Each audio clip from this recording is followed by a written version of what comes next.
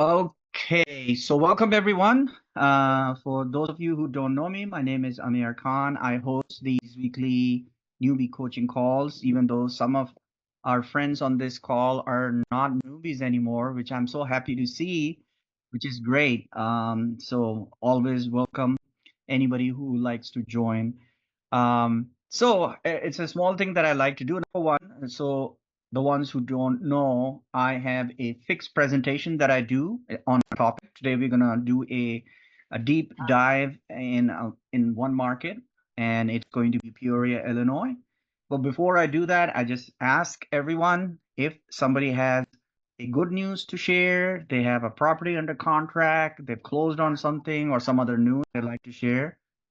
Just raise your hand or just unmute The yourself and go title ahead and company, say it. they don't have a $500 processing fee. Okay. Does anybody has any news to share? No one? Super excited for the 5-day challenge. Absolutely. Absolutely. Major, do we have any update on that, or we just should wait for it? Yeah, it should be the same link as Scott's call, but yeah, I think everybody should have already seen the schedule, and then everybody's also available for question and answer. Okay. Perfect. All right. So let's get going for today's topic. And today we are going to talk about. I think I'm going to do a couple of these, and I thought this was one of the markets that I'm in, and people have been asking me about, and so I thought this would be a good market to start with, Peoria, Illinois. Um, I just want to let everybody know that I'm not an expert in that market in that sense that I've never been to Peoria, Illinois. I've never lived there, so I don't have any inside information or anything like that. Just like you, I'm doing this virtually, which means that's exactly how I'm going to show you how I did my analysis and figure out that this is one of the markets I wanted to be in. For me, it was really simple. It wasn't anything, even though I have some of the data that I'm going to share with you, I didn't do any research. I honestly, because of how our system, SlowFlip system is, which is there's already people, boots on the ground, there's already people buying in these markets. And I chose this one of the market. I liked some of the homes that were there. I like the price ranges. And so that's what I'm going to talk about. All right. So starting with a little summary, Peoria, Illinois is located in the central part of the state. So right here, I have a map. By the way, I'm a very visual person. So somebody commented about my videos that there's a lot of visuals and they like it. And I'm glad because I didn't want people to think I put them there. So somebody might think, or maybe you're stupid or something. Why are you putting? No, I think a lot of time, a lot of concepts are cleared more if you visually explain it. So anyway, Illinois is the eighth largest city in state of Illinois. Sorry, Peoria is the eighth largest city in Illinois. Now that sometimes may not mean anything, but I'm just gonna connect the dots for you as we go along. So Peoria is 160 miles southwest of Chicago, which is somewhere around here, I believe. Am I right? And according to 2020 census, uh, the city of Peoria had about 113,000 people. But usually, when we talk about any city, we talk about the metro area, which is the greater metro area. So the greater Peoria metropolitan area has over 400,000 people. Okay. So now let's talk about a couple of specifics. Now, some of these stats that I've picked up are from Bigger Pockets.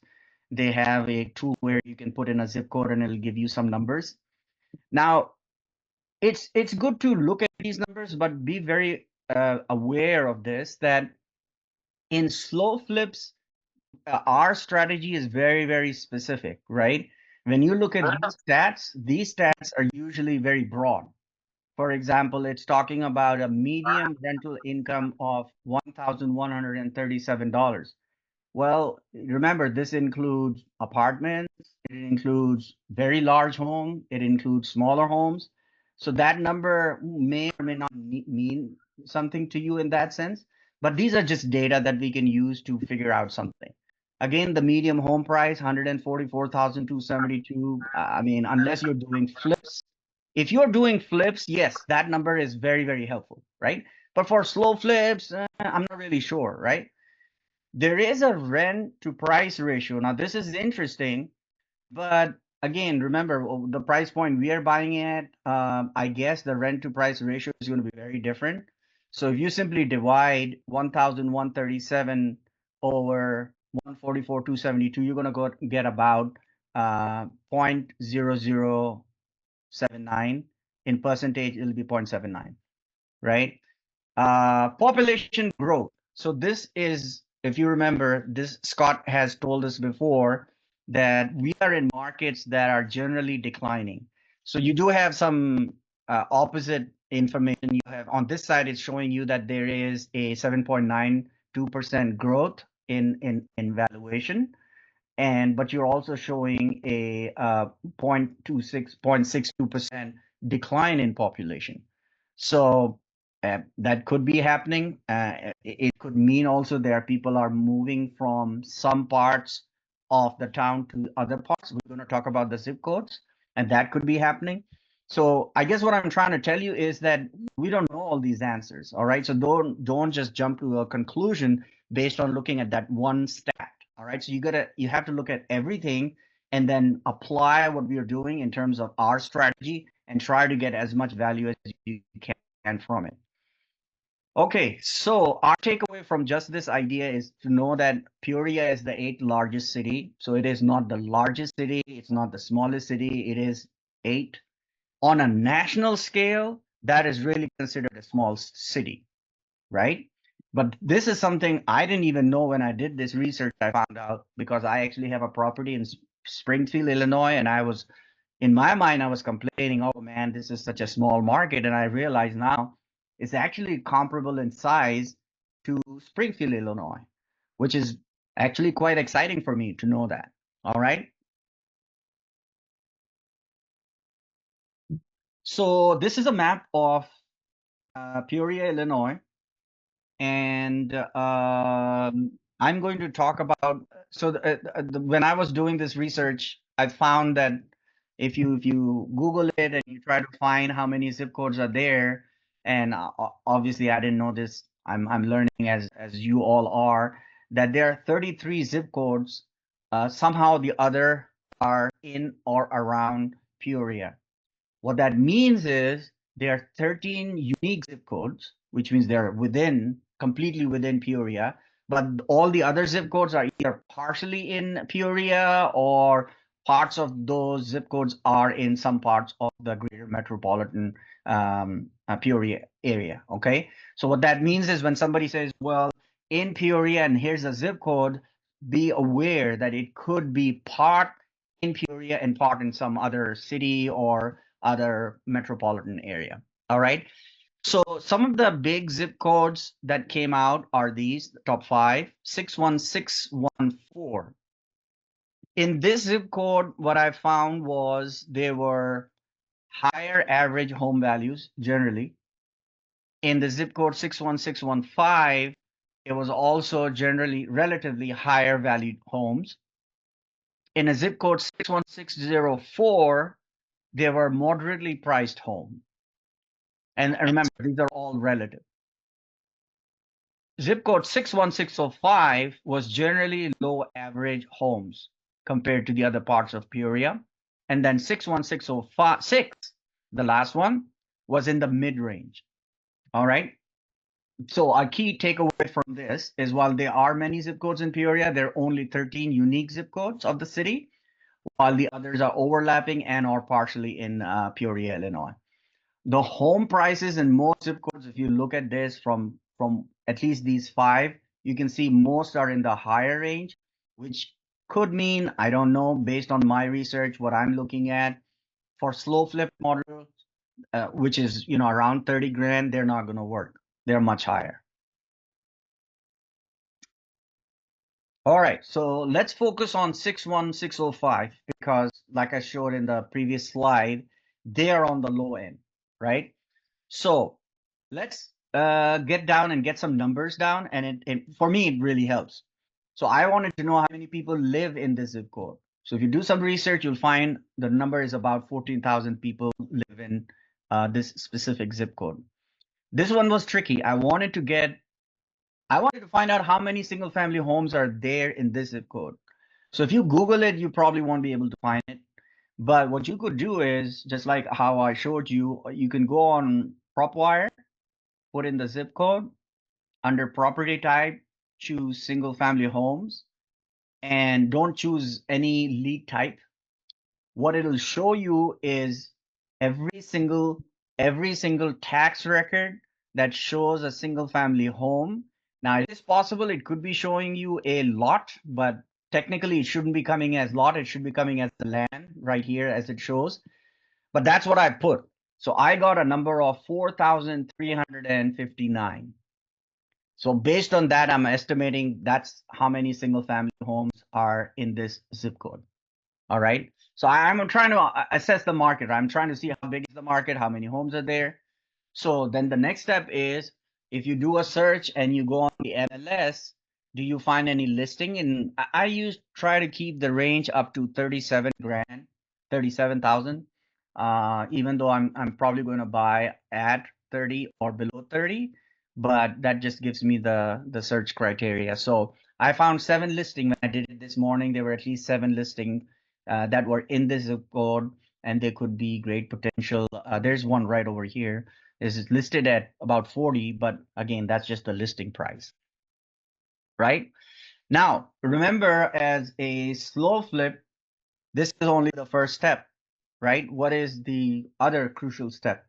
Once you do find a market, you have homes that are in the market, the market size is decently large, that if you were to have a a slow flip in this market, it's a good potential market for you. The next step is we need to find out whether it's viable for slow flip is to know what do they rent for, right? What the rental ratios are. So that's going to be on the next slide. So on this slide, our key takeaway is, just because a home in a certain market are cheap, because I do see this quite a bit on our forum, right? People say, well, I looked at that market and the homes there are like for 20 grand. And yes, it's possible, but that doesn't mean that just that criteria is going to be enough for you to say that, we can successfully have slow flips in that specific market. All right. So the key criteria that we are missing still is the rental comps.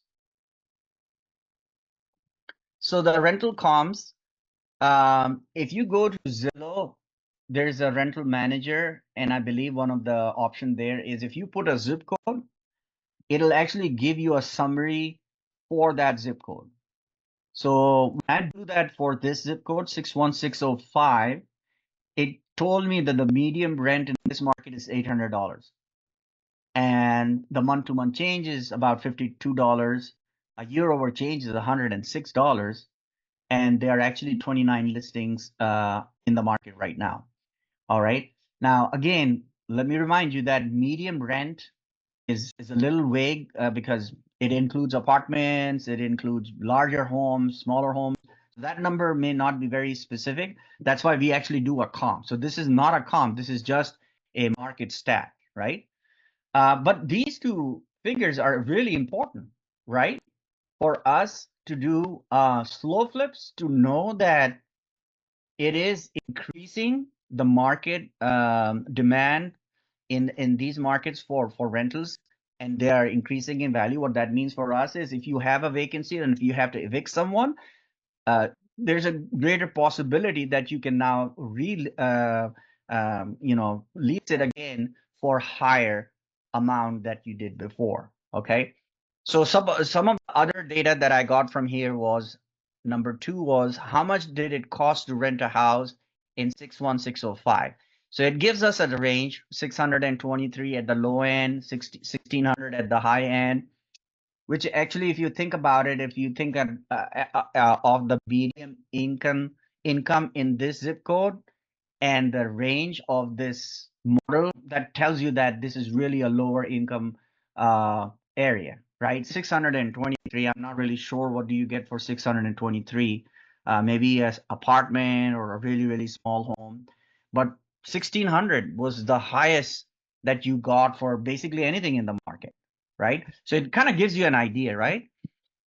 And again, it emphasizes what the rent, how the rent has changed over the last year. So $106 increase in rent, how much the rent has increased over a month. So it also shows you on a month-to-month basis. Obviously, this point 4 depends on the season. As you could see in December, it's going to become dead. You might actually see a negative number there. So the monthly is not as important as the annual year over year. And then, yeah, to know that you have 29 rentals in the market, that means when you do a comparable for your slow flip, you will have comps in the market to compare against. Otherwise, you'll have nothing to compare against, right? It does give you a national average, which again just tells you that, how below national average this is. So you're not in you're just generally in a area where the medium income is rather low. All right, so key takeaway, use the rental reports in Zillow and elsewhere with caution. They are referring, remember that the data is referring to regular residences that include apartments, condos, homes of various sizes. Therefore, you'll have to use your judgment based on the information in these types of reports. But these reports are great to give you a pulse of the market, right? Okay, all right. So now this slide is going to be exciting because I'm actually giving you two real example of slow flips in 61605. They're both my properties. One is 1412 South Griswold Street, same zip code 61605. Smaller home, 2-bedroom, 1 bath, 730 square feet. I bought it for $30,000. I sold it for $84,000, $2,500 down, and $700 a month. I have another property. The address is 2416 West Ann Street, 4-bedroom, 1,274 square feet. I bought it for $35,000. I sold it for $76,000, zero down, $900 a month. And the reason is I bought it with a tenant in it. The tenant was paying $650 a month. I could have sold it for more. I could have gotten more money on it. But at the end, you have to make a judgment call. The guy who was in there, the family who was in there, were there for 4 years. So that told me that there was a track record, there was a history, right? So that was one thing. The other thing was how much would it cost me to place somebody in there, right? And the time it's going to be vacant. So you also have to make a decision based on all of those factors. So based on that, I decided even if I sell it at lower price, if I was to get them to agree at 900, that would be just perfect. But think about it. They agreed to go from 650 to 900, right? Because for them also, they had to think with the size of, I mean, 1,200 square feet is not a small home. So it is a reasonably medium to reasonable size home, right? So if they were to move, and he has dogs or whatever, and so they also figured out that they're probably not going to get anything for under $900. So it worked out best for both of us. But what is the key takeaway from these two? Zillow or any other rental comp gives you a range, right? And I think I did that in my previous presentation as well. The range always gives you a low number and it gives you a high number, and then it kind of based on stats, it tells you based on your property specs, this is what you should be charging, right? I made that mistake several times as using that number as the guide, and I've been wrong. And that's why I'm putting up here for you. Remember, this is an educational workshop. I'm doing this in full transparency in case somebody's wondering. So the numbers I was getting was 790. Like I should be able to get 790, and I was really excited. Oh, maybe 800. I could even get more because the house was in very good condition. Absolutely, from inside, it was very well kept. But it was very hard. It was very, very hard for me to be able to rent it at that price. I think we actually had a turnover on this where we did rent it for 850 or something like that. So I guess and then if you look at the second one, Zillow showed us that the average in this market is 1162, and I could have done better than this, but it ended up at 900, and I figured out, you know what, that's just right. So what we should take from this is that use that range as a guide, but always have a very realistic idea that, you know, worst case scenario, what would be the lowest number that should be coming from this property? Now, here's the warning sign, right? What if that lowest number? Remember, I have private lenders on all of these. What if that lowest number is lower than my private lender?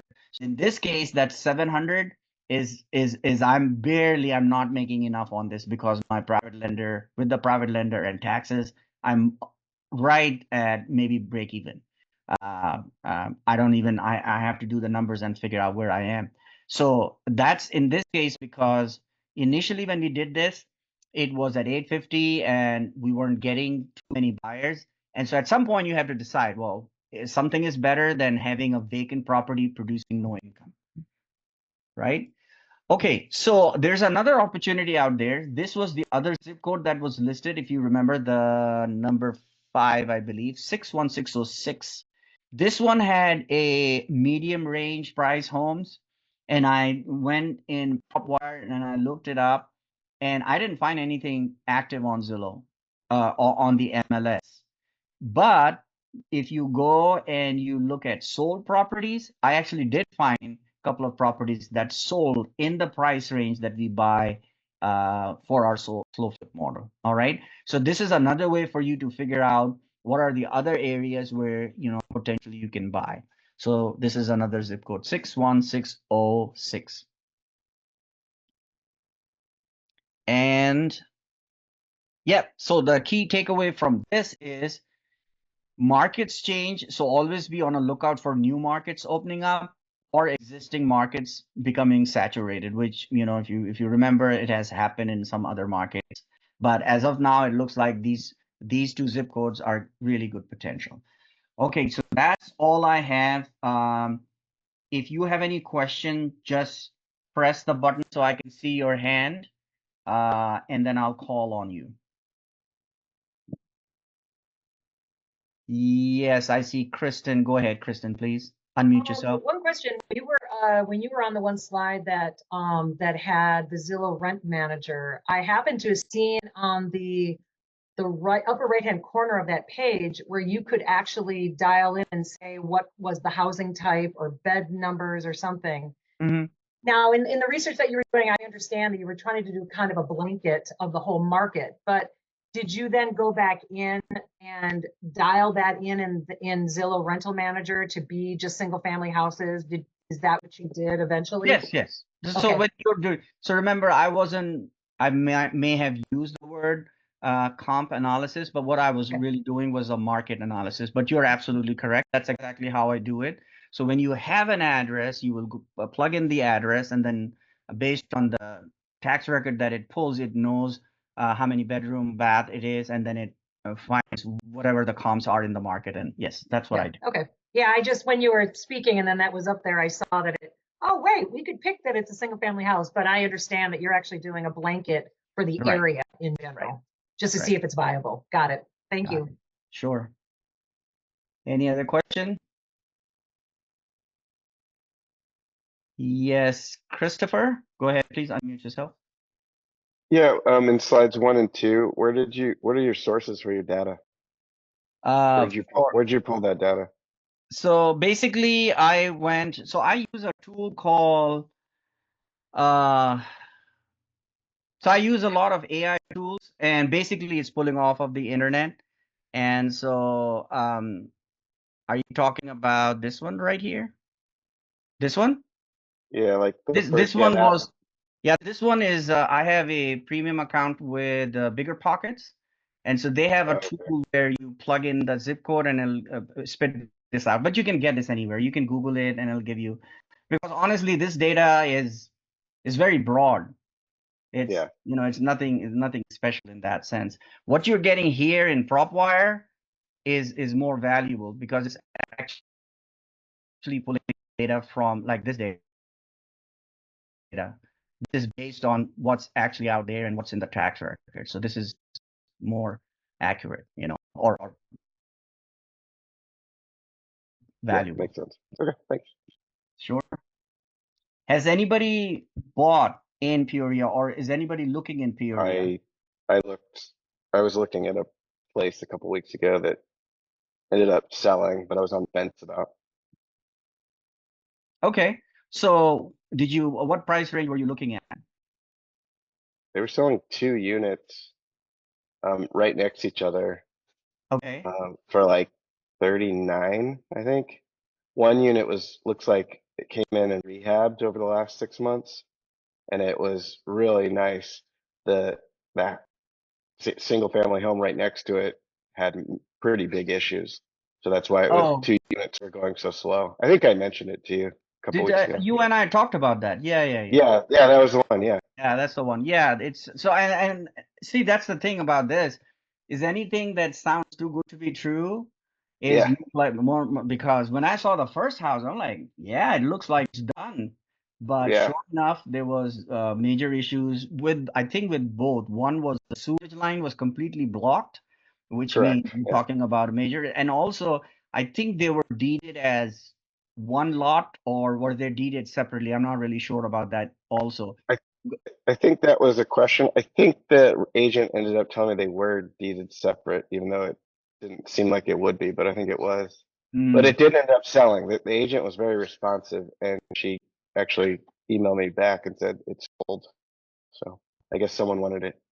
Yeah, I mean, somebody knowing, and I can guarantee you that nobody bought it at 39. There's no way, because No, that no. sewage line, I have done clearing up sewage lines on a commercial property, and I can Yeah, tell you it can become a nightmare, especially if the sewage line breaks or something happens. You're talking about replacing the entire line, and then the city yeah, will be on top of you because it's not a now a code violation, and now you have to do that by the book.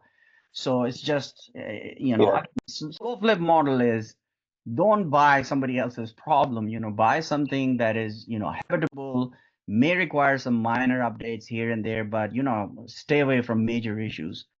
yeah. So, I've dealt with sewer lines between, my home and city, and it is a total pain. yeah, So yeah, don't get involved in that. right.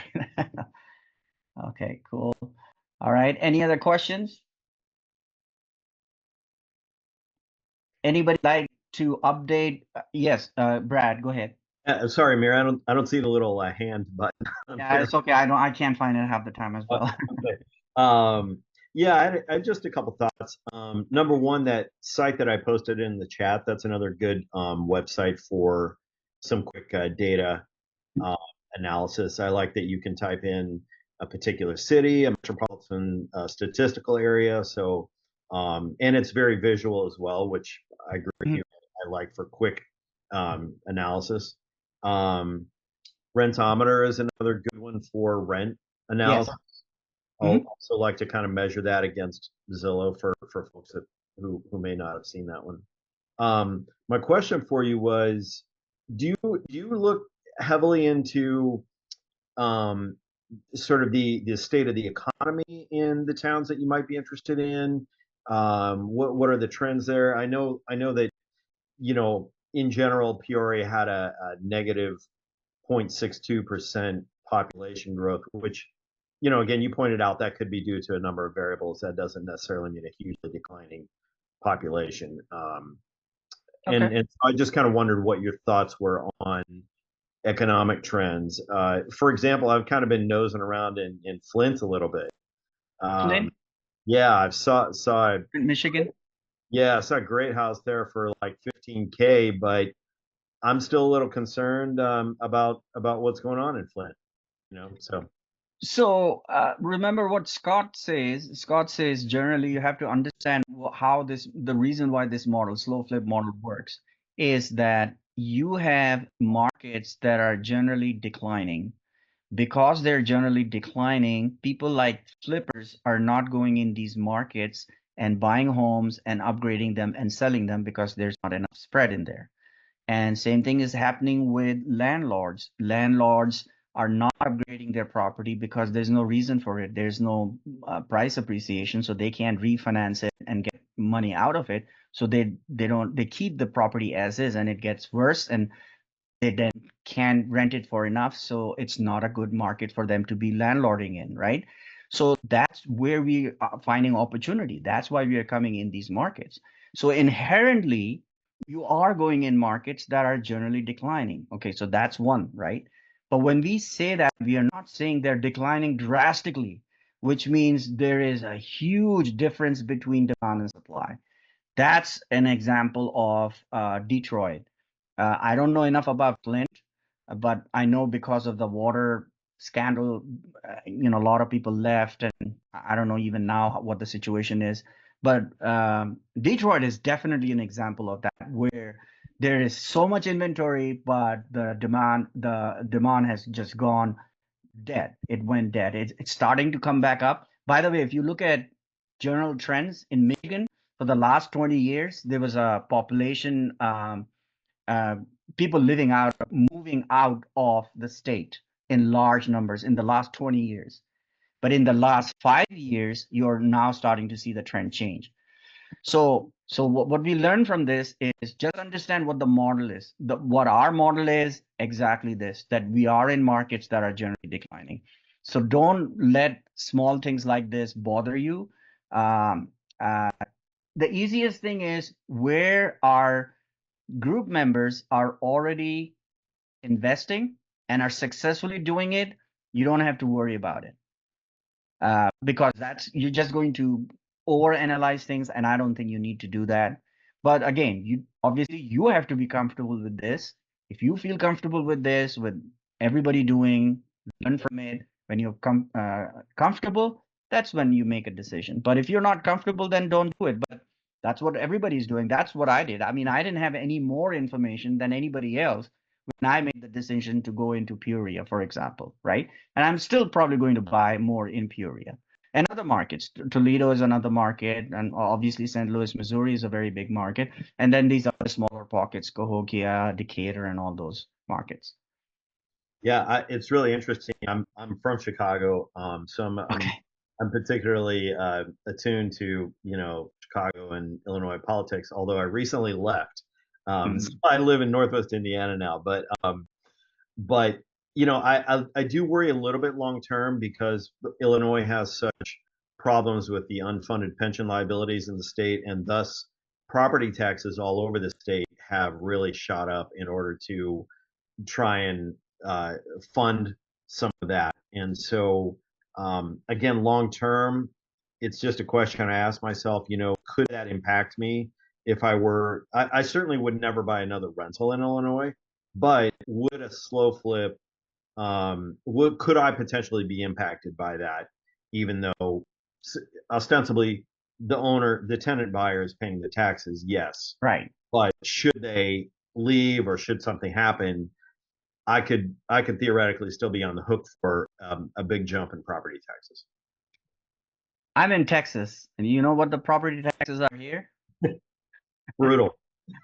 I tell you, when I find out that I'm paying like $500 a year, my property tax is, I think, now $6,500 a year. Yeah. That's ridiculous, right? But we don't have state taxes. We don't have state income tax. So yeah, I just moved from Chicago and I was paying $22,000 a year. oh, jeez, man, we need somebody from California to tell us, hey, what are you guys talking about? Yeah, there's nothing. But I live in California now, so I'm good. Oh, okay. The property taxes aren't too bad in California, I think. It's only it's fixed. It's 1.2% or something. But overall, Amir, I really appreciate the way you think and the way you approach these things. It's incredibly helpful. So thank you so much.